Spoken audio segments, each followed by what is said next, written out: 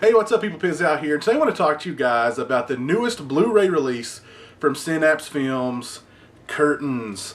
And Curtains is a story of this hard-ass auteur filmmaker who, in order to cast the role of Audra in his upcoming film, enlists the help of 5 young actresses to come out to his secluded country home for this intense 2-day casting session in order to cast the role of Audra, which the film leads us to believe is so sought after, such a sought after role that people would kill for it. Because not long after the actresses arrive, someone wearing a hag mask begins to pick them off one by one. And Curtains is a really interesting slasher movie. It's one of those early 80s, it's a Canadian produced slasher movie that just kind of got lost in the shuffle of all the other slasher movies that were coming out in the early 80s. The movie was plagued with production problems. It was shot and finished, and then 2 years later they did reshoots and then finally released it. So it's kind of an uneven film.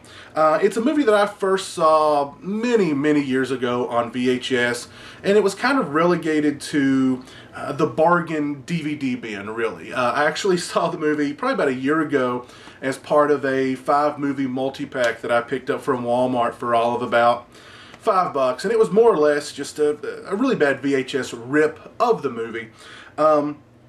Despite all its flaws and all of its shortcomings, Curtains has sort of garnered a pretty loyal cult following over the years. And when I first saw the movie, I was aware of the cult following. And after watching the movie for the first time, I was pretty puzzled by the cult following. Because the movie, it was slow. It was very talky. It was too talky for me back then, especially being a rabid sort of slasher movie fan. I think I probably rented it along with probably 3 other slasher movies and watched them all in one night. And Curtains definitely sticks out among the rabble, the early 80s slasher rabble. It's more of a elegant horror film.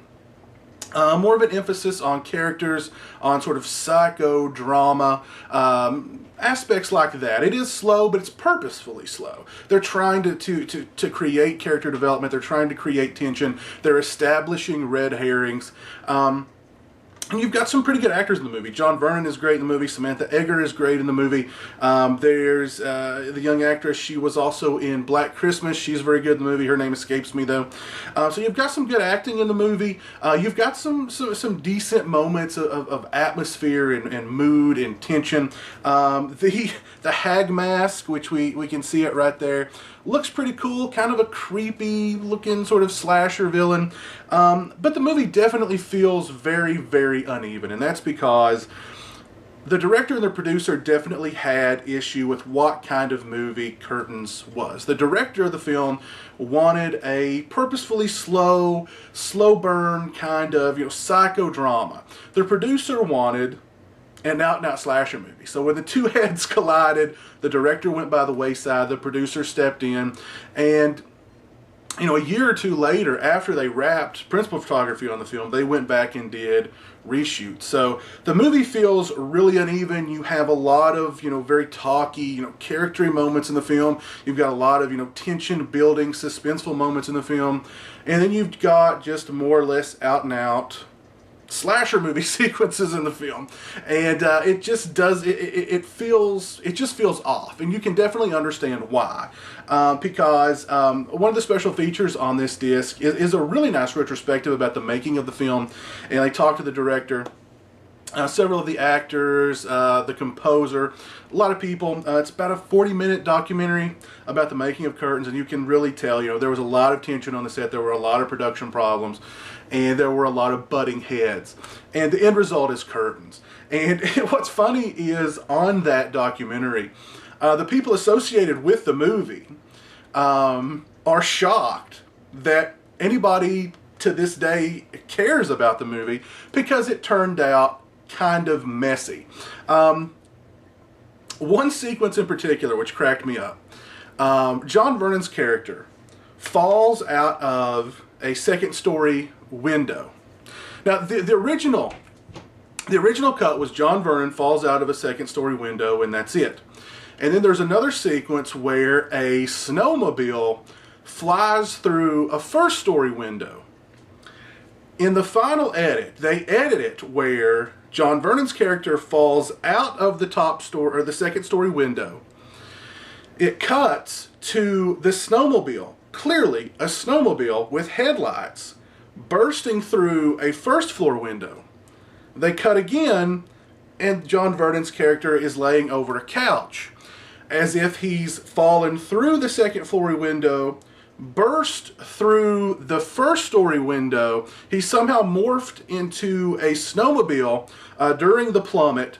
He's crashed through the first-story window as a snowmobile, and now he's reverted back to his original form of John Vernon laying over a couch. That's literally what it looks like in the film. It happens pretty quick, but you're like, wait a minute, were those headlights? Was that like a snowmobile? What? Just one of the many sort of edited together, choppily edited together sequences that just kind of make the movie feel messy. And there's quite a few of those in this film, and it's kind of, the first half of the movie is kind of directed by the producer, then the middle part is like directed by the original director, and then the last act is directed by the producer. So I mean, you have it's just a weird feel. It's very off. It's an off-feeling movie. And I think it's because of those instances, and because of the fact that this wasn't your typical The Burning, The Prowler, Happy Birthday to Me, I mean, you name it, early 80s slasher movie that was just, all out slash, blood, gore, huge body count.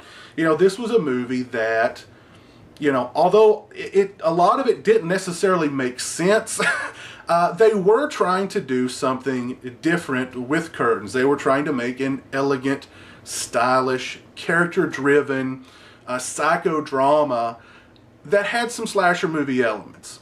And I have to say, watching the film again for the first time in probably, a year or so, I like the movie a lot more now than I did then. As far as I'm concerned, it's kind of a middle-of-the-road early 80s slasher movie. It's not great, but it's not bad.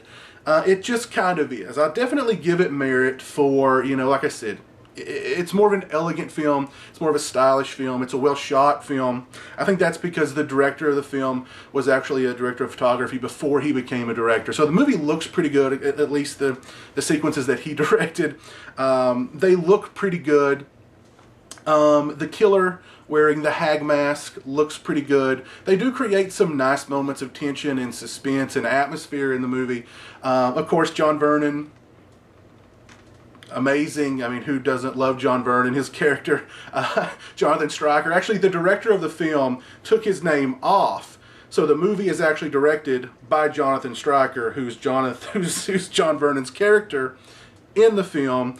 The guy's awesome. The guy, he has no problem with sleeping with his young ingenue actors if the opportunity arises. I think he sleeps with two of them in the film. So definitely rocking some of that Tom Atkins, gruff, manly man kind of vibe that women just, can't say no to. But yeah, the movie overall, I do enjoy it. I do recommend it. If you are one of those hardcore fans of the movie, this is the disc to have. It looks amazing. There are a couple of grainy moments in the film, some of the darker moments, but I mean, comparing this to the budget multi-pack version of the movie that I got, I mean, it's absolutely night and day. Visually, the audio quality, all top notch. Which I mean, Synapse Films just does a phenomenal job with all of their releases. Curtains is absolutely right on line with that. Special features, like I said, we've got the documentary about the making of the film, which runs about 40 minutes, which was very, very cool. We got a new 2K high-def transfer from original Vault materials, 5.1 surround remix. The Ultimate Nightmare, the making of Curtains, which was very cool. There's a documentary about the director, a vintage documentary shot in Canada right around the time he was making the film. So there's some interesting behind-the-scenes stuff going on during that documentary. It's funny, at the end of it, they ask him, you know, why did you want to go from director of photography to film director? And he thinks for a minute and he goes, I just like saying action and cut. So I thought that was kind of interesting. We've got an audio commentary track, which I did not check out.